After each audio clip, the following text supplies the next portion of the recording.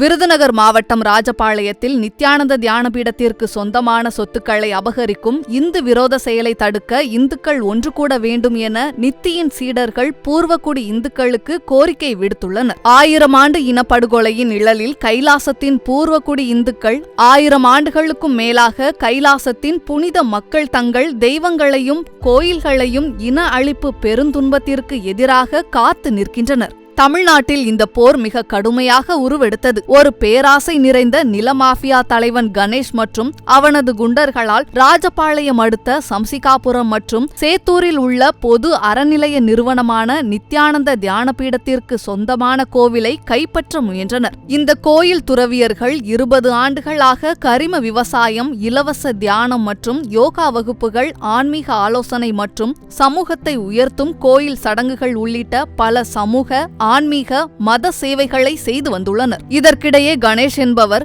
இந்து விரோதியாகவும் ராஜபாளையத்தில் புகழ்பெற்ற நில மாஃபியாவுடன் தொடர்புடையவனாகவும் தனது அதிகார பிரதிநிதி சந்திரன் மூலம் நிலங்களை கைப்பற்றுபவனாகவும் உள்ளான். 2010இல் நில மாஃபியா கணேஷ் பரிசு பத்திரங்களை சட்டவிரோதமாக ரத்து செய்து கோயில் சொத்துக்களை கைப்பற்ற புதிய வழக்கை தாக்கல் செய்தான். அறநிலையம் தனது அறச்செயல்களான கோயில்களை நடத்துதல், ஏழைகளுக்கு உணவளித்தல், இந்து பாரம்பரியம் ஆகியவற்றை பாதுகாத்தது. மார்ச் 12, 2012 அன்று கணேஷ் தனது வழக்கை திரும்ப பெற்றான். அறநிலையம் தனது மத கடமைகளை நிறைவேற்றியதை ஒப்புக்கொண்டார். ஏப்ரல் 16, 2012 அன்று துணை கோர்ட் வழக்கை தள்ளுபடி செய்து அறநிலையத்தின் உரிமையை உறுதிப்படுத்தியது. ஆயினும் இந்த வெற்றி பெரும் தாக்குதல்களுக்கு ஒரு முன்னோட்டமாகவே இருந்தது. 2019இல் சம்சிகாபுரத்தில் இந்து விரோத பயங்கரவாதிகள் ஒரு பிரம்மச்சாரியை தாக்கி அவர் மீது மண்ணெண்ணெய் ஊற்றி அவரது மோட்டார் சைக்கிளை எரித்தனர். தாக்குதல்காரர்கள் தப்பி ஓடினர். ஆனால் காவல்துறையின் செயலின்மை இத்தகைய புனித துஷ்டத்திற்கு தண்டனையின்மையை சுட்டிக்காட்டியது. 2023இல் கணேஷ் சேத்தூரின் கோயில் நிலத்தை சட்டவிரோதமாக கைப்பற்ற முயன்றான். பின்னர் 2012இல் தள்ளுபடி செய்யப்பட்டதை மீறி பரிசு பத்திரத்தை ரத்து செய்ய புதிய வழக்கு தாக்கல் செய்தான். ஆனால் இந்திய சட்டப்படி ஒரு வழக்கு தீர்ப்பு பெற்ற பிறகு மீண்டும் அதே வழக்கை தாக்கல் செய்வது சட்டவிரோதம். ஏப்ரல் 15, 2024 அன்று கணேஷின் குண்டர்கள் சேத்தூரை முற்றுகையிட்டு தெய்வங்களை உடைத்து 30,000 ரூபாய் மதிப்புள்ள பொருட்களை திருடினர். ஏப்ரல் 16 அன்று சேத்தூர் காவல் நிலையத்தில் புகார் செய்யப்பட்டும் FIR பதிவு செய்யப்படவில்லை. ஏப்ரல் 23 அன்று DSP ராஜபாளையத்திற்கு புகார் உயர்த்தப்பட்டும் பயனில்லை. ஜூன் 26, 2024 அன்று 30 குண்டர்கள் மீண்டும் தாக்கினர். ஸ்ரீ பரபிரம்மாவை இலக்கு வைத்து புனித பொருட்களை எரித்து 2 பெண் சந்நியாசிகளை தாக்கினர். ஆனால் கணேஷின் குண்டர்களால் பாலியல் தாக்குதலுக்கு உள்ளானதாக புகார் அளித்தவருக்கு எதிராகவே பொய் வழக்கு பதிவு செய்யப்பட்டது. பிப்ரவரி 10, 2025 அன்று சிவகாசியின் துணை ஆட்சியர் சட்டவிரோதமாக BNSS பிரிவு 164 கீழ் உத்தரவு பிறப்பித்து அறிவிப்பு இன்றி நுழைவை தடை செய்தார். ஆனால் இந்த உத்தரவு அறநிலையத்திற்கு வழங்கப்படவில்லை. மார்ச் 12 அன்று காவல்துறை ஆதாரமின்றி வெளியேற உத்தரவிட்டது. அறநிலைய சொத்து நிர்வாகி மறுநாள் துணை ஆட்சியர் அலுவலகத்திற்கு சென்று மார்ச் 13 அன்று உத்தரவை பெற்று உயர்நீதிமன்றத்தில் சட்டவிரோத உத்தரவை உடனடியாக எதிர்த்தார். மார்ச் 20 அன்று உயர்நீதிமன்றம் விசாரணையை தொடங்கி மார்ச் 24 அன்று மேல் விசாரணைக்கு நிர்ணயித்தது. மார்ச் 22 அன்று நீதிமன்றத்தில் வழக்கு நிலுவையில் இருப்பதை அறிந்தும் காவல்துறையும் குண்டர்களும் அறநிலைய உறுப்பினர்களை சட்டவிரோதமாக வலுக்கட்டாயமாக வெளியேற்ற முயன்றனர். தீபா என்ற நிர்வாகியை உடல் ரீதியாக தாக்கி அவரது 2 சிறுமிகளை கடத்தி 5 பெண் சந்நியாசிகளை கோயிலின் கர்ப்ப மண்டபத்தில் உணவு, நீர், கழிவறை, காற்று இன்றி பூட்டியுள்ளனர்.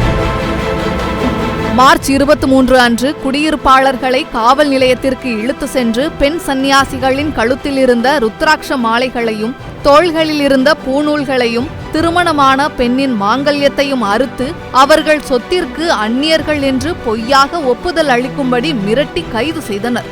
மார்ச் 24 அன்று நீதிமன்றம் தற்போதைய நிலையை உத்தரவிட்ட போதிலும் சேத்தூர் காவல்துறை சட்டவிரோதமாக கோயில் கதவுகளை உடைத்து 2 பெண் சன்னியாசிகளை வெளியே இழுத்து கைது செய்து நீதிமன்ற உத்தரவை முழுமையாக அவமதித்தது.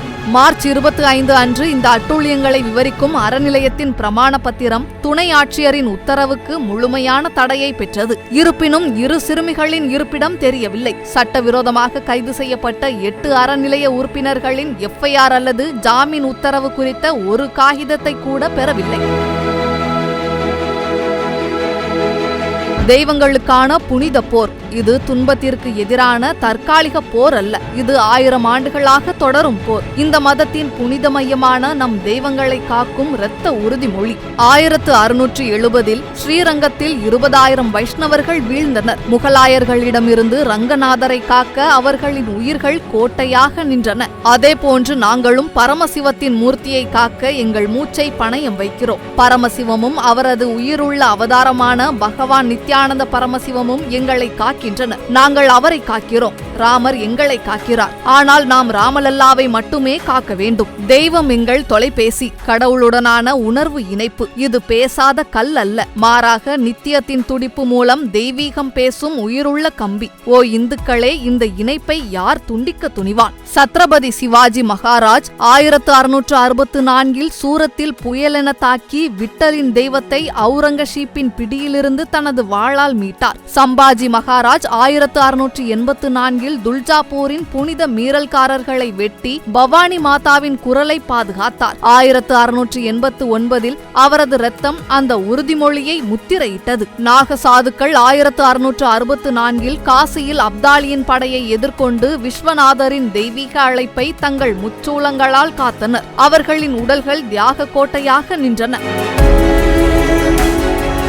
கைலாசத்தின் நாங்கள் இந்த பரம்பரையில் நிற்கிறோம். காவல்துறையும் குண்டர்களும் எங்கள் ருத்ராட்ச மாலைகளை அறுத்து மா தீபாவின் இரத்தத்தை அவர்கள் உடைத்து எறிந்த தெய்வத்தின் கீழ் சிந்த செய்து எங்கள் கர்ப்ப மண்டபத்தை தீட்டுப்படுத்தி நம் நம்பிக்கையின் உயிர்நாடியை தாக்கினர். ஆயினும் சிவாஜி தாக்கியது போல், சம்பாஜி இரத்தம் சிந்தியது போல், நாகர்கள் வீழ்ந்தது போல் நாங்கள் தாங்குகிறோம். பரமசிவம் எங்களை காக்கிறார். நாங்கள் அவரது தெய்வ உருவத்தை காக்கிறோம். இது எங்கள் தர்மம், எங்கள் இதய துடிப்பு, எங்கள் நித்திய கூக்குரல். ஓ இந்துக்களே, தெய்வம் இந்து மதத்தின் இதயம். அது அழிக்கப்படும் ஆபத்தில் உள்ளது. விழித்தெழுங்கள்.